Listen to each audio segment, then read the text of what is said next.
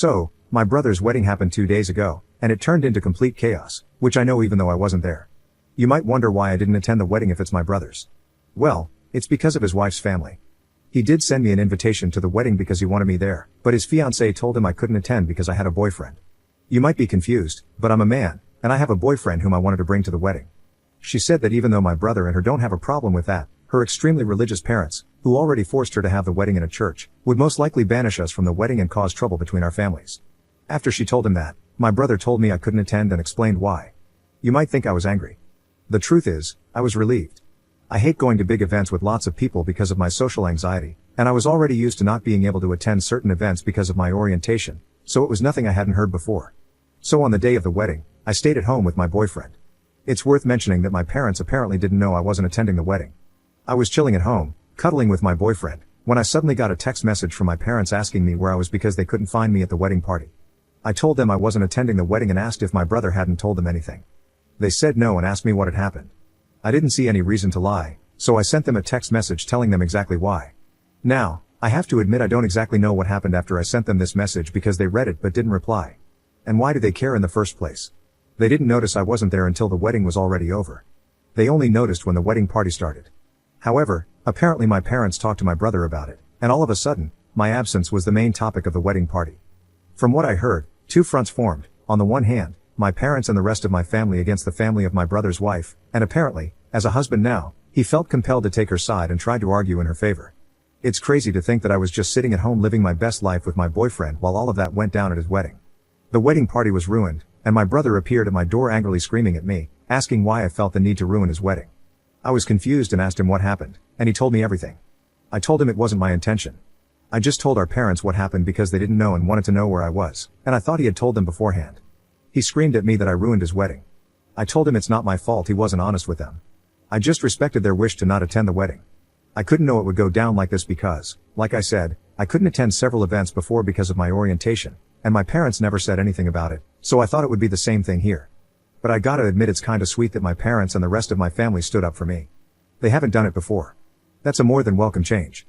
But I still feel kinda bad because apparently I really ruined the wedding party. Update 1. Didn't think I'd give an update, but many interesting things happened. So after my brother's visit, he and his wife went on their honeymoon. And the way the wedding party went might have been even worse than I imagined. What happens now is incredible. When I said in the main post that two fronts had formed, I only meant that metaphorically, of course, but it's no longer just that. While not much interesting happened in the first 2 days afterward, the terror started as soon as my brother and his wife went on their honeymoon. My mom and dad visited me and told me how the wedding party escalated, and they were so close to physical violence. I thought it was funny at first, but this truly bothers me. I also want to point out that you did a great job of convincing me it's not my fault, but hearing my parents' side still gives me a bad feeling in my stomach. However, like I said, the terror started shortly after they went on their honeymoon. And when I say terror, I mean that my sister-in-law's family found both my Facebook and Instagram accounts and started spamming me with hateful messages. I received insults and hateful messages from various different accounts, all of which had one thing in common. They all had somewhat of a Christian theme and the same last name. So it wasn't hard to find out whose accounts they were, mainly because I don't know my sister-in-law's family at all. I only know her, and I know her parents were hateful Christians. But whatever. They not only started attacking me, they also found my boyfriend's account through mine because we're linked as a couple and started sending him the same messages.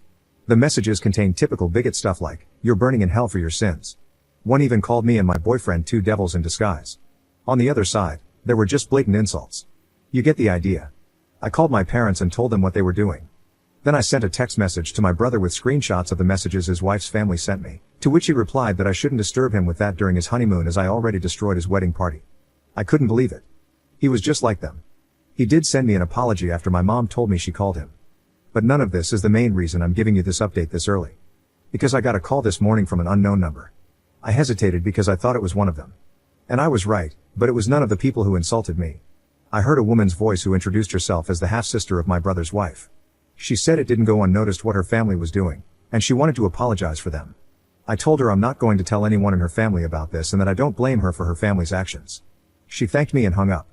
I don't know why, but I have this feeling she only did this to protect her family from being reported. My mother wrote to me earlier that she wants to report the insults and the harassment of these people and that she demands for my brother to divorce his wife or she will disinherit him from her will because that's not how she raised him. A little radical in my opinion, but I understand where she's coming from. This entire thing escalated so much it's unbelievable. Thank you all for your support on my first post. Update 2. It's been a few days. First of all, my boyfriend and I are fine. Luckily for us, they didn't go any further than their text messages. My mom filed a report against them. I don't know the current situation about that as I haven't filed a report myself. The reason I'm updating you is a different one. First of all, one person in my sister-in-law's family is actually going to testify in my favor and against her family. It really takes courage to do so. It's the same person who called me in the last update.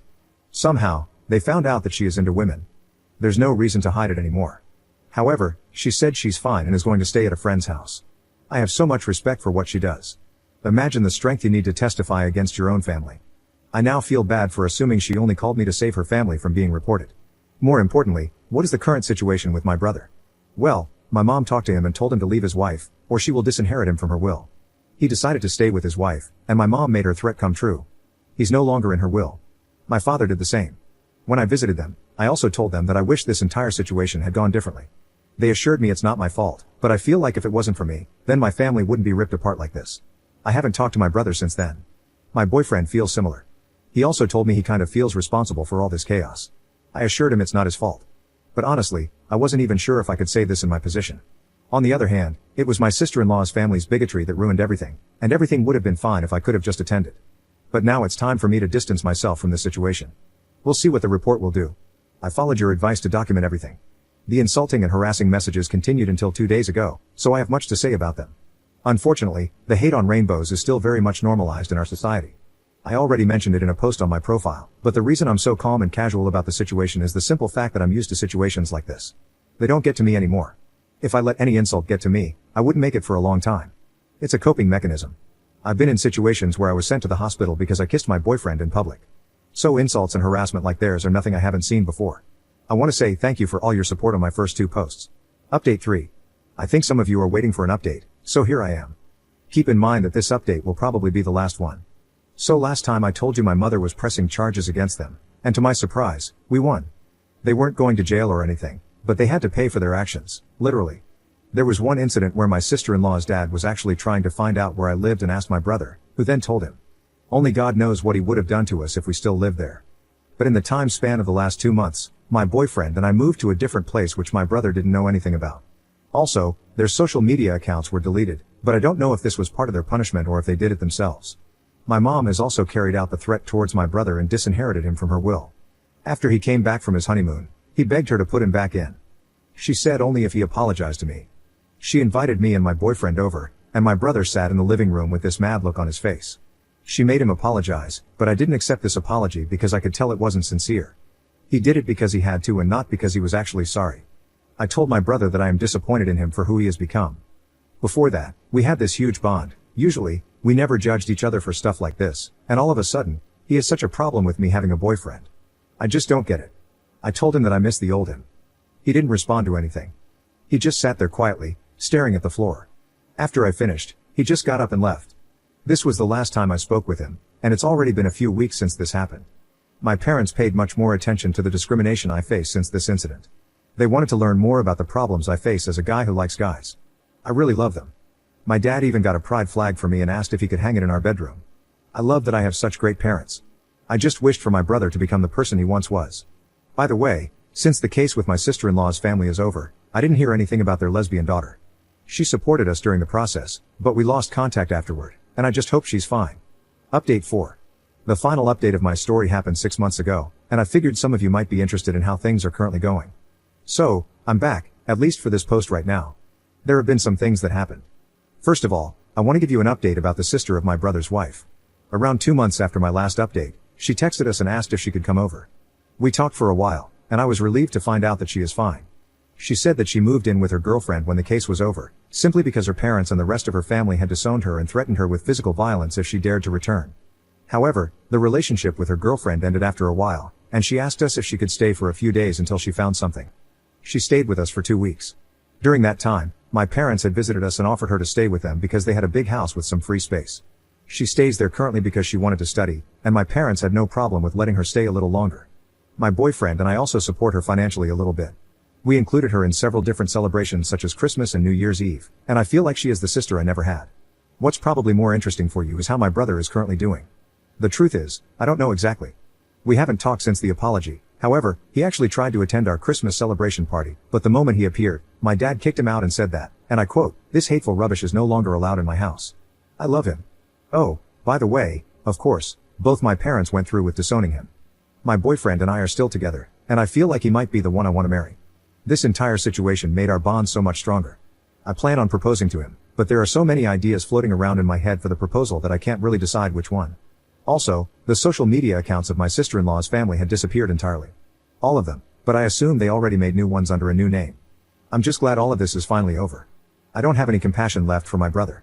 I just wish he had never developed this way. Everything that happened to him, he brought it on himself. If you guys want, I can update you when I'm engaged. Thanks for reading, and I wish you all the best. Update 5. Do you remember when I told you in my last update 2 months ago that I would propose to my boyfriend? Well, I did it today. I brought up so many ideas that it was really hard to decide, so I gave him some subtle hints. Not too obvious, just enough to see how he reacts and then decide based on his reaction. In the end, I made a photo album of us featuring the most important events in our relationship. Each of them had a thought of mine and a caption below them. Some of them were meaningful, but some of them were just random. Like one photo of us eating at his favorite restaurant on his birthday, and the caption just says something like, "Damn, that pizza was good." That made him laugh. We walked to his favorite spot in town, which is a wonderful lake. That is where I gave him the album and told him it's a present and to look through it. He was focused and didn't notice what I was doing behind him, as I just told him I was getting something I forgot. I positioned myself behind him, and that is when the last page came into play. That page had a photo of me holding the ring in the same way I positioned myself behind him, looking straight at the camera. And the caption says, "Hopefully, he says yes." He turned around in disbelief and started crying almost immediately when he saw me. I couldn't even finish the question, and he already said yes. It was exactly how I hoped it would go. I always dreamt of making my proposal like something out of a romance novel, and I was successful. So yeah, that's it. I'm gonna marry him. I already told my entire family except for my brother, of course. They were so happy about it, especially my mom and new sister. I assume my brother knows anyway, considering I shared it on Facebook. You guys probably aren't wrong that he might plan something, but if he does, it won't stop us.